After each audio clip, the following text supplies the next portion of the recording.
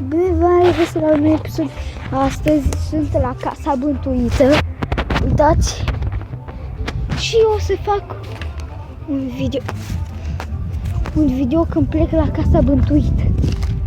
Andrei, el a venit aici, oameni buni, numai chiar nu s-a dus jos. Eu o să mă duc jos pentru voi. Dacă dați like, subscribe și vă abonați dacă încă nu v-ați abonat. Ok? Mamă, cum dracu. Stați puțin și numărați. Aoleu. Cum dracu? Intru eu aici, oi.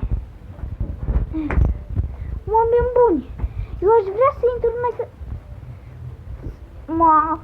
Ui, șoarec, să mor eu.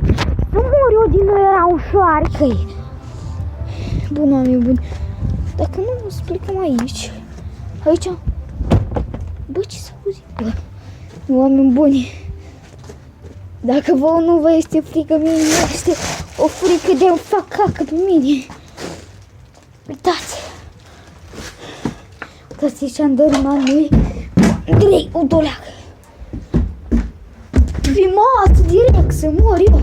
Uitați, sunt pe masă. Aici este iful meu. Aici este iful meu. Este iful meu. Adică era o babă, dacă mai e meu, oameni buni. Bun. O să plecăm. Stop! Ui!